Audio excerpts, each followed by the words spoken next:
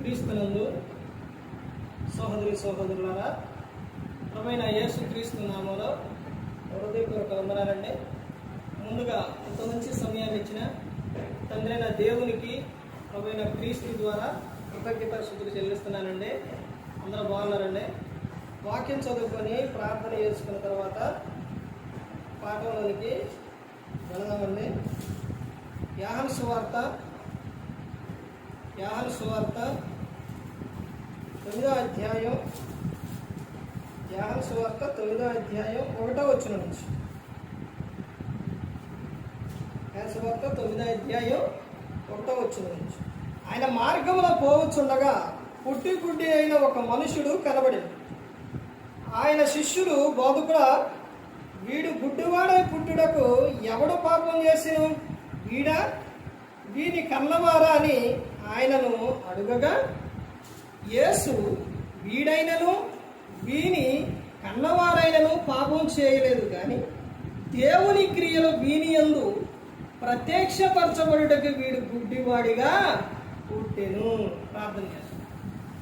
పరలోకమందున్న మా తండ్రి, పరిశుద్ర ప్రేమ గల తండ్రి, గొప్ప తండ్రి, యెహోవా, మీ ప్రియకుమారుడు యేసుక్రీస్తు ప్రభువారి ద్వారా కృతజ్ఞతాస్తుతులు చెల్లిస్తున్నాము. నాయన ఆరాధక్రమం అంతట్లో మీరు నడిపించండి. ఆయన వాక్యం బోధించుండగా విలువారు తండ్రి మంచిది దీని వాక్యానుసారం నడిచే భాగ్యం దయచేయండి. వాక్యం బోధించుండగా ఈ లోక సంబంధమైన జ్ఞానంతో కాకుండా మీ జ్ఞానంతో మాట్లాడే భాగ్యం దయచేస్తారని మా ప్రభువైన యేసుక్రీస్తు నామములో వేడుకుంటున్నాం తండ్రి, ఆమేన్. ప్రభువైన యేసుక్రీస్తు నామములో హృదయపూర్వక వందనాలండి. దేవుని కుమారుడు యేసుక్రీస్తు ప్రభువారు ఈ లోకానికి వచ్చిన తర్వాత పరలోక రాజ్యం సమీపిస్తుంది కనుక మారు మనస్సు పొందమని ప్రకటింప మొదలుపెట్టారు. అంశం పాఠం పేరు రాసుకోండి. ఒక బుక్ పెన్ను పెట్టి రాసుకుంటే సాధించండి, ట్రై చేయండి. రాసుకుంటే మనకు తర్వాత బైబుల్లో అలా ఉన్నాయో లేవో తెలుస్తుంది. పౌలు చీల చెప్పిన సంగతులు అలా ఉన్నాయో లేవో అని బెరియా సంఘం ప్రతిదినం ఏం చేశారు? పరిశోధిస్తూ వచ్చారు. అంటే పరిశోధిస్తూ వచ్చారు అని అంటే వాళ్ళు ఏం చేసి ఉండాలి? ఎక్కడన్నా పెట్టుకోవాలి, రాసుకోనన్నా రాసుకోవాలి. అంశం పాఠం పేరు రాసుకోండి. పిల్లలు అంగవాల్యంగా పుట్టడానికి కారణాలు. అంగవాల్యంగా అంటే కుంటివారిగా, గుడ్డివారిగా ఇలా పుట్టడానికి పిల్లలు కారణాలు ఏంటి? అర్థమైందంటే నేను చెప్పింది? పిల్లలు అంగవాల్యంగా పుట్టడానికి కారణాలు ఏంటి? బైబిల్ గ్రంథంలో నుంచి చూద్దాం. ఏవే కారణాలు అనుకుంటున్నారు? అసలు ఎందుకు పిల్లలు గుడ్డివారిగా పుడతారు? ఎందుకు కుంటివారిగా పుడతారు? కొంతమందికి చెవులు వినపడవు, కొంతమందికి కళ్ళు కనపడవు, కొంతమందికి మాటలు రావు, కొంతమంది నడక సరిగా ఉండదు. ఏదో ఒక లోపం ఉండింది, ఏదో ఒక కారణం ఉండింది. అంటే పిల్లలు అలా పుట్టడానికి కారణాలు ఏంటి వాళ్ళ కారణాలు? అందులోని మనం చూస్తే 7 రెఫరెన్సులు చెబుతారు. ఈ 7 రెఫరెన్సుల్లో 3 విషయాలు చెబుతారు. ఎవరెవరు కారణాలు, పిల్లలు అంగవాల్యంగా పుట్టడానికి కారణాలు ఎవరెవరో 3 కారణాలు చెబుతారు.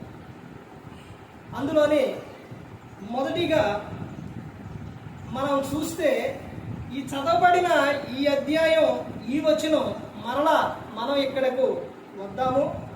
అందులోని మనం ఒక విషయం వెనక్కి వెళితే కారణం ఎవరు అని బైబిల్ గ్రంథంలో మనం చూస్తే ఒకటి ఎవరు కనపడతారు? వెరీ గుడ్, బాగా చెప్పారు. ఎవరు? తల్లిదండ్రి. ఆ విషయం చూడండి. మరలా ఇక్కడికే వద్దాము. లూకా గారు రాసిన సువార్త 1వ అధ్యాయం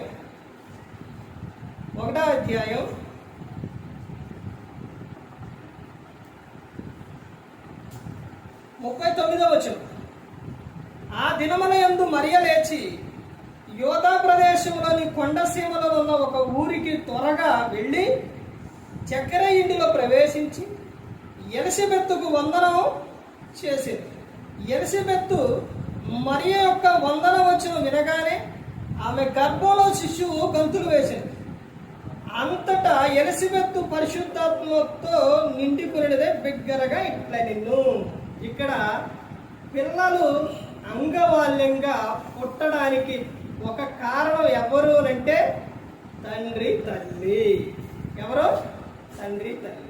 అంటే ఇదేంటండి, ఈ వచనంలోని వందనాలు చెబితే కడుపులో ఉన్న శిశువు గంతులు వేస్తున్నారుగా అని మీకు రావచ్చు. వందనం వచ్చిన వినంగానే కడుపులో ఉన్న శిశువు గంతులు వేస్తున్నారు అని అంటే బయట తల్లి చూసే చూపు, మాట్లాడే మాట ప్రతి ఒక్కటి కూడా గర్భంలో ఉన్న శిశువుకి తెలుస్తుంది. ఇప్పుడు యాహాను గారు ఎలిసబెత్ కడుపులో ఉంది. ఎవరో యాహాను గారు. ఆ శిశువుకి మరియమ్మ గారు కనబడుతుందా? కనబడట్లేదు. బయట ఏమి కనబడట తెలియదా? కానీ ఏం చెప్పిందామా? వందనం అనే మాట వినపడంగానే, ఆ వందనం వచ్చిన వినపడగానే కడుపులో ఉన్న శిశువు ఆనందంతో గంతులేసింది. అంటే ఇప్పుడు తల్లి గర్భంతో ఉన్నప్పుడు జాగ్రత్తలు తీసుకోవాలి. ఎందుకనంటే శిశువు గర్భంలో ఉన్నప్పుడు నువ్వేదైతే వింటున్నావో, ఏదైతే చూస్తున్నావో, ఏవైతే చేస్తున్నావో అవే నీ పిల్లల బయటకు వచ్చిన తర్వాత వారి మీద ప్రభావం పడిద్ది. వారి మీద అదే ప్రభావం పడిద్ది. ఆ తర్వాత ఆ పిల్లలు ఎదుగుతున్నప్పుడు నువ్వెవరైతే కలిగి ఉన్నావో, నువ్వు దేవుని యందు భయభక్తులు కలిగి ఉన్నావో, నువ్వు దొంగవో, లేకపోతే నువ్వు వ్యభిచారవో, లేకపోతే నువ్వు తాగుబోతువో, నువ్వు ఏదన్నా కానీ నీ పిల్లలు ఇక్కడ నుంచి ఇంకొక ఇంటికి వెళితే వాళ్ళు అక్కడ ఉన్నవాడు ఏం చేస్తారు? గమనిస్తూ ఉంటారు. అవునా కదా? ఎలా చెబుతున్నారు? నేను చెప్పే ప్రతి ఒక్కటి బైబిల్లోనే ఉంటుంది. చూడండి, ఆ వచనం చూడండి, చూపిస్తాను. 65వ వచనం, లూకా సువార్త 1వ అధ్యాయం 65వ వచనం, లేకపోతే 66కి రండి. 66. ప్రభు హస్తము అతనికి తోడై ఉండిన కనుక ఆ సంగతులను గూర్చి వినిన వారందరూ ఈ బిడ్డ ఎలాంటి వాడోగో అని వాటిని మనస్సులో ఉంచుకొనిరి. చూశారండి, ఈ బిడ్డ ఎలాంటి వాడు అయితులోనని. అంటే జకరియా గారు ఎలా ఉన్నారు? జకరియా దేవుని యందు భయభక్తులు కలిగి ఉండవు. అంటే ఇప్పుడు ఆ చుట్టుపక్కల ఉన్న వారందరూ కూడా ఆ యాహాను గారి గురించి ఏమనుకున్నారు? ఈ బిడ్డ ఎలాంటి వాడైతులోనని. ఇప్పుడు మన ఇంటికి ఒక పిల్లోడో పాపో బాబో వచ్చాడు. వచ్చిన తర్వాత వారి తల్లిదండ్రుల బ్యాక్గ్రౌండ్ తెలిసింది. వాళ్ళు ఏదో ఒక క్వాలిటీ కలిగి ఉన్నప్పుడు ఇంట్లోకి వచ్చినప్పుడు నీ పిల్లల దగ్గరకు ఆడుకోవడానికి వచ్చారు, లేకపోతే నువ్వు పిలిచావు, లేకపోతే తీసుకొచ్చావు, వచ్చారు. వచ్చిన తర్వాత ఇప్పుడు ఈ సర్కిల్లో ఏమైనా వస్తువులు పెట్టారనుకోండి, వాళ్ళు వచ్చేసి ఆ వస్తువు తీసినప్పుడు ఈ ఇంట్లో ఉన్నవారు పిల్లల పై రాగానే పెద్దోళ్ళు వచ్చి ఎవరు వచ్చినా గమనిస్తూ ఉంటారా లేదా? చూస్తూ ఉంటారు. ఇప్పుడు అక్కడ నుంచొని చూసేటప్పుడు అక్కడ ఒక పెన్ను తీసుకొని లేదా ఏదైనా పేస్ట్ ఏదైనా తీసుకొని దాన్ని జేబులో పెట్టుకున్నారు అనుకోండి, అప్పుడు వాళ్ళు ఆ ఇంటి వారు ఏమంటారు? వీడు ఎలాంటి వాడు అవుతారు అనుకుంటారు? మంచివాడు అవుతారు అనుకుంటారా? దొంగ అవుతులు అనుకుంటారు. ఎందుకని? వాడి ప్రవర్తన చూశారు కదా. ఇప్పుడు వాళ్ళ తల్లిదండ్రులు మంచివాళ్ళు అనుకోండి, వీడికి లక్షణాలు వచ్చినాయి అనుకోండి, అదేంటి వాళ్ళు అలాంటి వాళ్ళు, అంత మంచి వాళ్ళు వీళ్ళు. ఇప్పుడు వాళ్ళు తిరిగేవాళ్ళు అనుకోండి, పిల్లవాళ్ళు ఇంటికి వచ్చిన పిల్లవాళ్ళు చక్కగా ఆడ డబ్బులు పెట్టినా తీసుకోకుండా చక్కగా చూసుకుంటా, నాకెందుకు నేను అనుకుంటా ఉన్నారనుకోండి, దాన్ని చూసి కూడా తీయకుండా ఉన్నారు అనుకోండి, ఏమనుకుంటారు? తల్లిదండ్రులు ఎట్టున్నా పిల్లోళ్ళు మంచివాళ్ళు అనుకుంటారు. అంటే పిల్లల విషయాల్లో పెద్దలు ఏం చేస్తున్నారు? గమనిస్తూ ఉన్నారు. తల్లి గర్భంలో శిశువు ఉన్నప్పుడు ఆ తల్లి తీసుకోవాల్సిన జాగ్రత్తలు. ఇప్పుడు మీకు అర్థం అవడానికి ఒక విషయం చెప్తాను. మన భాష ఏంటి? తెలుగు. తల్లి గర్భంతో ఉన్నప్పుడు కన్న తర్వాత వాడికి ఏ భాష వస్తుంది? తెలుగు వస్తుంది. హిందీ ఏంది రాట్లా? ఇంగ్లీష్ ఎందుకు రాట్లా? వేరే భాష ఏది రాట్లా? మనం మాట్లాడే భాష అది కాబట్టి వాళ్ళకి ఆ భాష కాబట్టి అదే వస్తుంది. పిల్లలు అంగవాల్యంగా పుట్టడానికి మొట్టమొదటి కారణం ఎవరంటే తల్లిదండ్రి. ఎలాగండి అని అంటే, నీవు గర్భంలో ఉన్నప్పుడు నువ్వు జాగ్రత్తలు తీసుకోకపోతే వాళ్ళు ఎలా పుడతారో తెలుసా? అంగవాల్యంగా పుడతారు. అదేంటండి ఎలా పుడతారు అని అంటే, మన చుట్టుపక్కల ముందు దేవుడు గ్రంథంలో రాపించిండు, తర్వాత మన చుట్టుపక్కల జరిగే విషయాల్లోని చాలా విషయాలు మనకు తెలుస్తుంది. బైబిల్ కాలేజీకి వెళ్ళిన తర్వాత ఒక సేవకుడు చెబుతుండు, ఒక ప్రాంతంలోని వివాహమైంది కుమార్తెకి. వివాహం అయ్యి ఆమె గర్భం ధరించిన కానించి ఈ తల్లిదండ్రి ఇంటిలో ఎప్పుడు గొడవలే. అరుచుకోవటం, కొట్టుకోవటం, గొడవ. ఈ గొడవలు ఆడుతూ ఉంటే మరి గర్భంతో ఉన్నప్పుడు అక్కడి నుంచి అత్తగారింటికాడ నుంచి పుట్టింటికి వస్తారు కదా, కనడానికే నేను వస్తారు. అవి వచ్చిన తర్వాత వీళ్ళు ఎప్పుడూ అరుచుకుంటూ ఉంటే ఆమె కడుపుతో ఉన్నామా, అమ్మ అరుచుకోమాకండి, నాన్న అరుచుకోమాకండి అంటాం. ఏళ్ళ చదిరి చెప్పటం, ఆమె బాధపడటం, ఏడవటం, చదిరి చెప్పటం, బాధపడటం. ఎప్పుడు ఆమె కడుపుతో ఉన్న వరకు కూడా అదే పరిస్థితి ఏళ్ళకి జరిగిందంట. ఇదే పరిస్థితి అయితే ఆమె కన్న తర్వాత ఆ పిల్లవాడికి చెవులు వినపడమంట, మాట కూడా సరిగా. ఎందుకని? ఆ కారణాలు ఎందుకు పిల్లవాడికి వచ్చినాయి అట్ట? అందులో ఒక కారణం ఏంటంటే, ఆమె సంతోషంగా ఆనందంగా లేదు. ఎప్పుడూ వాళ్ళకి చెప్పటం, ఎప్పుడూ ఏమో బాధపడటం, ఎప్పుడూ ఏడవటం. కడుపులో ఉన్న శిశువు ఎలా ఆనందంగా ఉంటారు, ఎలా సంతోషంగా ఉంటారు, వాళ్ళ అవయవాలు ఎలా మంచిగా తయారైతే సార్ ఆలోచించండి. అంగవాల్యంగా పుట్టడానికి కారణం ఎవరు అని అంటే, ఒకటి తండ్రి, తల్లి. ఆ తర్వాత పిల్లలు ఎదుగుతున్నప్పుడు వాళ్ళు ఆడపిల్ల అయితే వేరే వాళ్ళని బయట ప్రేమ కోరుకొని ప్రేమించి వెళ్ళిపోవడం జరుగుతుంది. ఆడపిల్లలైతే ఆడపిల్లైనా మగపిల్లోడైనా కుటుంబంలోని తల్లిదండ్రి అరుచుకుంటుంటే వాళ్ళకి ఆనందం, సంతోషం ఉండదు. ఇందాక కొన్ని గంటల క్రితం, గంటన్నర క్రితం ఒక విషయం విన్నా, మగ చెప్పారు ఒక విషయం. ఇద్దరు తల్లిదండ్రి అరుచుకుంటూ ఉంటుంటే యవ్వనానికి వచ్చిందంట. చక్కని అమ్మాయి, చదువుకుంది, యవ్వనానికి వచ్చింది. వీళ్ళిద్దరు ఎప్పుడూ అరుచుకుంటూ ఉంటుంటే, గొడవ పడుతుంటే ఆ పాప చూడలేక గురు పెట్టుకొని చనిపోయింది. ఎన్ని వాస్తవాలు నిజం జరిగి.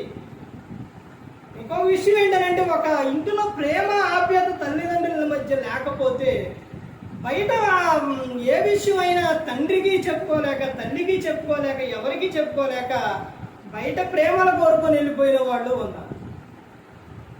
పిల్లలు లోకాశలకి వెళ్ళిపోతున్నారంటే, మద్యానికి ఇదైపోతున్నారంటే, అమ్మాయిలమ్మటి ఇదైపోతున్నారంటే, అబ్బాయిలమ్మటి ఇదైపోతున్నారంటే, వాళ్ళు చనిపోతూ ఉన్నారంటే అందులో ప్రధానమైన కారణం ఎవరంటే తండ్రి, తల్లి. వీళ్ళు ఎప్పుడు కూడా కుటుంబంలో ఆనందంగా ఉండరు, సంతోషంగా ఉండరు.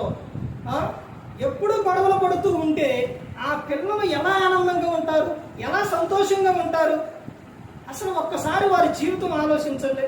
గర్భంలో ఉన్నప్పుడు ఈ తల్లి సంతోషంగా లేకపోతే, పుట్టిన తర్వాత వాళ్ళు అంగవాల్యం వస్తే అసలు ఆ బాధ జీవితాంతం ఎలా ఉంటుంది ఒకసారి ఆలోచించండి.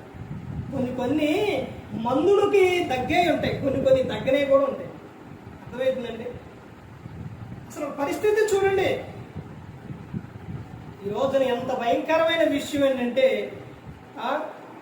తల్లిదండ్రుల పిల్లలు ఆ విధంగా పుట్టడానికి కారణమవుతుంది.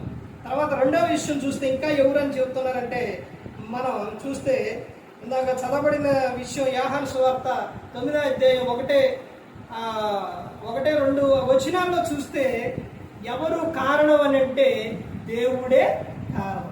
అదేంటండి, దేవుడు అలా పుట్టిస్తారనంటే ఈ గుడ్డి భిక్షకుణ్ణి శిష్యులు అడుగుతున్నారు, అయ్యా వీడు అలా పుట్టడానికి కారణం ఏంటి అంటే, అలా పుట్టడానికి కారణం ఎవరని చెప్తున్నారు? దేవుని మహిమార్థమై వీడు పుట్టిండు అని చెప్తున్నారు. అంటే వీడి తల్లిదండ్రి కూడా ఏ తప్పు చేయలేదు, కానీ వీడు దేవుని మహిమార్థమయ్యి పుట్టిండు అని యేసుక్రీస్తు ప్రభువారు చెబుతున్నారు. ఎందుకు దేవుని మహిమార్థమయ్యి ఎందుకు గుడ్డివాడిగా పుట్టిండు అని అంటే, ఆ గుడ్డివాడిగా పుట్టాలి, యేసుక్రీస్తు ప్రభువారు అక్కడికి రావాలి, యేసుక్రీస్తు ప్రభువారు వాడిని ఏం చేయాలి? ఆయన్నే స్వస్థపరచాలి. స్వస్థపరిచిన తర్వాత యూదులలోని వాళ్ళకి ధైర్యంగా సమాధానం ఎవరూ చెప్పలేరు. ఇతని కళ్ళు వచ్చిన తర్వాత వాళ్ళ తల్లిదండ్రులు పిలిపిస్తే వాళ్ళ తల్లిదండ్రులు కూడా ఆ అధ్యాయంలోనే ఉంటుంది. వాళ్ళ తల్లిదండ్రులు కూడా వాళ్ళకి భయపడి వీడు ఎవరానికి వచ్చిండుగా వీడినే అడగండి అని చెబుతారు. యూదులకి చెప్పలేరు ఎవరు, కానీ ఇతను ధైర్యంగా చెబుతారు అనమాట. ఎవరు? నా కళ్ళు ముట్టింది, నన్ను స్వస్థపరిచింది యేసుక్రీస్తు ప్రభువు, ఆయనే నన్ను స్వస్థపరిచిందని చెబుతుంది. అలా చెప్పినందుకు ఆయన బయటికి వెళ్ళగొడతారు. తర్వాత యేసుక్రీస్తు ప్రభు వారు వస్తారు. తర్వాత ఆయన పట్ల విశ్వాసం ఉంచడం అవన్నీ ఆ అధ్యాయంలో జరుగుతుంది. ఏంటి దేవుడు ఇలా కలుగు చేస్తారు అన్నందుకు చూడండి, నిర్గమకాండం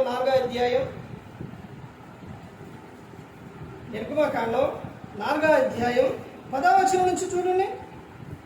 అప్పుడు మోషే, ప్రభువా, ఇంతకు మునుపైనను నీవు నీ దాసులతో మాట్లాడినప్పటి నుండి అయినను నేను మాట నేర్పరని కాను, నేను నోటి మాంద్యము నాలుక మాంద్యము గలవాడనని యెహోవాతో చెప్పగా. ఎవరు చెబుతున్నారు? మోషే గారు చెబుతారు. ఎవరితో? దేవునితో చెబుతాడు. అప్పుడు 11వ వచనంలో చెబుతున్నారు కదా, యెహోవా మానవులకి నోరిచ్చిన వాడెవడు? మానవునికి నోరిచ్చింది ఎవరు? దేవుడే. తర్వాత చెబుతున్నారు, మోగ వాణినే గాని, చెవిటి వాణినే గాని, దృష్టి గల వాణినే గాని, గుడ్డి వాణినే గాని పుట్టించిన వాడెవడు? యెహోవానైనా నేనే కదా. చూశారండి, మోగవాడినైనా, గుడ్డివాడినైనా, చెవిటివాడినైనా పుట్టించింది ఎవరో? దేవుడేనండి. ఒక కారణం ఎవరు అని అంటే, ఒకటి తల్లిదండ్రి, 2 ఎవరు? దేవుడే. ఇప్పుడు ఒక ప్రాంతంలోని ఆయనకు 2 చేతులు లేవు, కాళ్ళు కూడా లేవు. అతను మరి ఎంత సువార్త, ఆయన చనిపోతాం అనుకుంటే నువ్వు చనిపోవద్దనే మాట ఆయనకి వినపడి అతను ఇప్పుడు సువార్త ఎంతో మందికి ఆయన సువార్తను చెప్పి ఎంతో మందిని రక్షించాడు. ఆయనకి వివాహం అయింది, మంచి పిల్లలు, నెంబర్ 1 పిల్లలు పుట్టారు. తర్వాత ఇక్కడ ఇంకా ముందుకెళ్తే చూడండి, అంటే దేవునికి పక్షపాతం ఉండిద్దా? కరెక్ట్గా చెబుతున్నారు మీరు. చూడండి, అపోస్తలుల కార్యములు 10వ అధ్యాయం, దేవునికి పక్షపాతం ఉండిద్దో ఉండదో చూడండి. అపోస్తలుల కార్యాలు 10వ అధ్యాయం 34వ వచనం చూడండి. దేవుడు పక్షపాతి కాడని నిజముగా గ్రహించి ఉన్నారు. దేవుడు పక్షపాతే కాడు, ఆయనకి ఏ పక్షపాతి ఉండదు, అందరినీ ప్రేమిస్తున్నారు. తర్వాత ఇంకా ముందుకెళ్తే చెప్తున్నారు కదా, రోమీయులకు రాసిన పత్రిక 6వ అధ్యాయం, రోమీయులకు రాసిన పత్రిక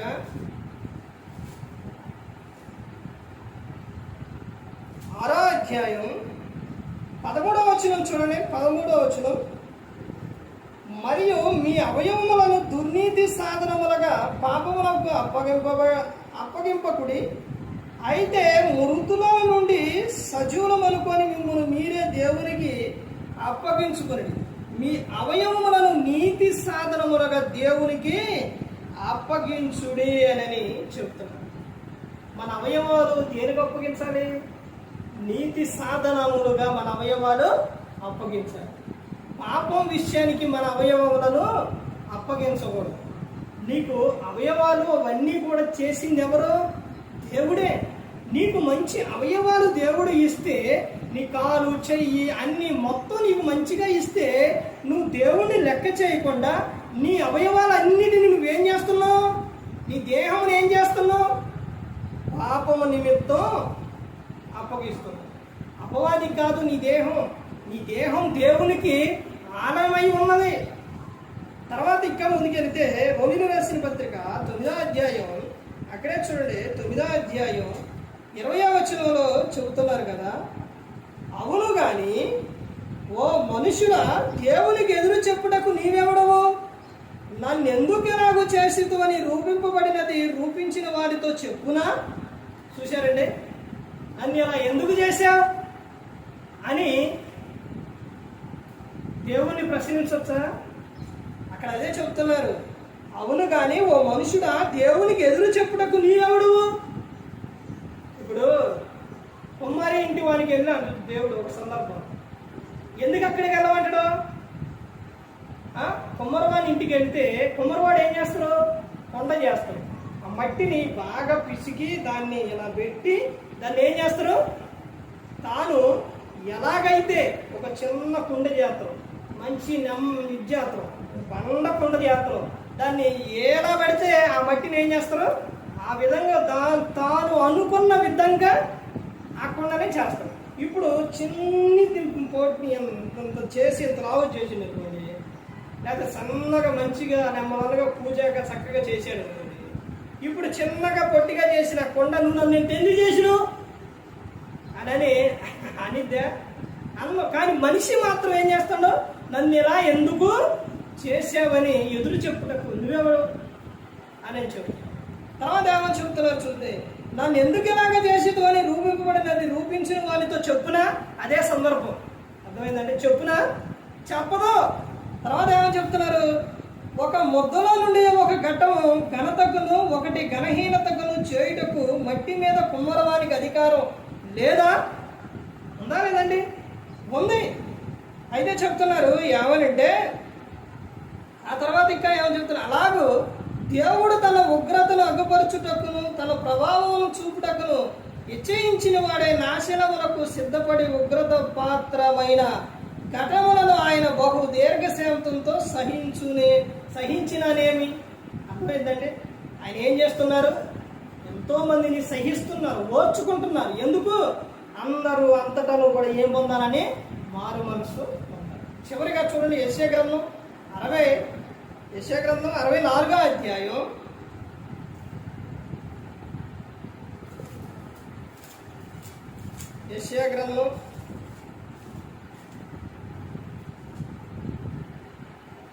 64వ అధ్యాయం 8వ వచనం చూడండి. యెహోవా నీవే మాకు తండ్రివి, మేము జిగటమన్ను, నీవు మాకు కుమ్మరివాడు, మేమందరము నీ చేతి పని అయి ఉన్నాము. మనందరం ఎవరండి? దేవుని చేతి పని అయి ఉన్నాం. ఆయనే మనకు. ఒక విషయం చూడండి, పిల్లలు అంగవాల్యంగా పుట్టడానికి కారణం ఎవరనంటే, ఒకటి తల్లిదండ్రులు. రెండో విషయం ఎవరనంటే, ఇంకో విషయం తెలుసండి మీకు? ఇంకో విషయం ఏంటంటే మేనరికం వల్ల కూడా పిల్లోడు ఏం పుడతారు? అంగవాల్యంగా పుడతారు. అంటే వాళ్ళు చూడండి, మేనరికం వలన వాళ్ళకి జరిగే విషయం ఏంటంటే, అలాగే చూడడం, లేకపోతే ఆలోచనలు వేరే విధంగా సరైన ఆలోచన లేకపోవటం, కొంతమంది బలహీనతంగా, కొంతమంది అంగవాల్యంగా ఇలా పుట్టడం అనేది కారణం. రెండో కారణం ఎవరంటే దేవుడే. మూడో కారణం ఎవరు? దేవుడే కారణం. ఎందుకు? దేవుడు ఎందుకు చేస్తుండో, మనిషి ఎందుకు చేస్తుండో, దేవుడు ఎందుకు చేస్తుండో చెప్పండి కారణాలు. మనిషి ఎందుకు చేస్తుందంటే తమ పాపం వలన పిల్లలను ఆ విధంగా చేస్తుంది. దేవుడు ఎందుకు చేస్తుండో, తన మహిమార్థమయ్యి దేవుడు ఆ విధంగా చేస్తుంది. అర్థమైందంటే మానవునికి దేవునికి ఉన్న తేడా ఇది. ఒకటి, తల్లిదండ్రుల ప్రభావం పిల్లల మీద పడి వాడు సరైన రీతిలో లేకుండా ఉంటారు. తర్వాత రెండవ విషయం ఏంటంటే, మేనరికం వలన కూడా పిల్లలు అంగవాల్యంగా పుడుతుంటారు. ఏదో ఒక లోపం, చిన్న లోపమైన ఏదో ఒకటి కనపడుతూ. మూడో కారణం ఏంటి అని అంటే, దేవుడే కారణం. ఎందుకని అంటే, దేవుడు తమ మహిమార్థం అయ్యి చేశారు. అంటే మన అవయవాలు దేనికి అని అంటే ఆయన మహిమార్థం. అర్థమైందంటే, మోషతో చెబుతుండే దేవుడు ఏమని, మీకు రిఫరెన్స్ చూపించాను కదా, ఏది చేసినా కానీ అది దేవుడే. కాపాడేది ఆయనే, రక్షించేది ఆయనే, కరుణించేది ఆయనే, శిక్షించేది ఆయనే. ఏదైనా కానీ ప్రతి ఒక్కటి కూడా ఆయన చేతులోనే. అందుకని దేవుణ్ణి మనం ప్రశ్నించేంతటి వాడు కాదు. అందుకని మనం ఈ లోకంలో ఏం తీసుకోవాలంటే జాగ్రత్తగా ఉండాలి, జాగ్రత్తలో తీసుకోవాలి. రేపు పొద్దున నీకు దేవుడు బహుమానాన్ని ఇచ్చిండు, ఆ బహుమానం విషయం నీ పిల్లలు ఏరి అంటే ఏం చెప్తారు? ఇప్పుడు మీరు పరలోకం వెళ్ళారు, పరలోకం వెళ్ళిన తర్వాత నీకు ఇచ్చిన బహుమానం ఏదంటే, ఇప్పుడు బహుమానం ఇచ్చామండి, దాన్ని ఇప్పుడు ఆ బహుమానాన్ని వివాహం అయిందో బహుమానం ఇచ్చాం అనుకోండి, తీసుకెళ్ళి మూల పడేసాం. ఇప్పుడు వచ్చారు, ఆడికి వచ్చి కూర్చొని చూస్తున్నారు, ఇట్లా ఇచ్చిన బహుమానం ఏదని. నేను రాగానే అదే చూసా. ఏం చూసా? ఇచ్చిన వాక్యాలు ఎక్కడెక్కడ ఉన్నాయా అని చూసా. ఇచ్చింది తీసుకొచ్చాం కాబట్టి. అలాగే బహుమానం ఇచ్చారనుకోండి, గిఫ్ట్ ఇచ్చారనుకోండి, ఏం చూస్తారు? చూసారు, ఈ మూల పడేసి ఉంది, పడేసి ఇప్పుడు వాళ్ళకి ఎట్టుండిద్ది? బాధ కలిగిద్దా లేదా? పోనీలో పడేసిందే అని సంతోషిస్తారా? సంతోషించరు, బాధపడతారు. అలాగే దేవుడు మనకి ఏం గర్భఫలం ఆయన ఇచ్చు బహుమానం. ఆ బహుమానం విషయంలో వాళ్ళు ప్రయోజకులు చేస్తే దేవుడు ఏం చేస్తారు? ఆనందిస్తారు, సంతోషిస్తారు. అదే వాళ్ళ పనికిమాలినోళ్ళుగా వాళ్ళు అయితే, అలా తయారు చేస్తే దేవుడు ఏం చేస్తారో బాధపడతారు. అందుకని పిల్లల నిమిత్తం జాగ్రత్తలు తీసుకోవాలి. వాళ్ళ మనస్సు కృంగిపోకుండా ఏం చేయాలండి? కృంగిపోకుండా. చిన్నపిల్లల మనసు ఎలా ఉంటుందో తెలుసండి. అక్షయ నిన్న అమ్మ మీటింగ్కి వెళ్తే లేచి నిద్రపోయి లేచింది. అమ్మ అమ్మ అంది. లేదు అమ్మ అన్న అనేసరికి అమ్మ కావాలని వచ్చి ఇట్ట మెడగా ఇట్ట వాడేసుకొని చోతి అంటుంది. లేదనేసరికి ఇక మనస్సుకి ఏమనిపించింది? మా అమ్మ ఎక్కడికో వెళ్ళింది లేదు అని ఇక కళ్ళమ్మ నీరు కారిపోతూనే ఉండే, ఏడుస్తూనే ఉంది. ఇక మన మనస్సు కృంగిపోకుండానట్లు ఏం చేయాలి? మనం చూసుకోవాలి, జాగ్రత్త. వాటి విషయాలు ప్రతి ఒక్క విషయంలో కఠినంగా కాకుండా వాళ్ళని ప్రేమగా పెంచుకునే వారిగా, వాళ్ళని దేవుని యందు భయభక్తుల్లో ప్రభు యొక్క శిక్షలో బోధలో పెంచుకున్నప్పుడు కుటుంబం ఎప్పుడు ఎల్లప్పుడూ ఆనందంగా సంతోషంగా ఉంటుంది. ప్రతి ఒక్కరూ ఆ విధంగా ఉండాలి. ఏ ఒక్కరు కూడా నశించి నరకానికి వెళ్ళిపోకూడదని యేసుక్రీస్తు ప్రభువు ఈ లోకానికి వచ్చి మనందరి కోసం శిలువలో తన ప్రాణాన్ని పెట్టి ఉన్నారు.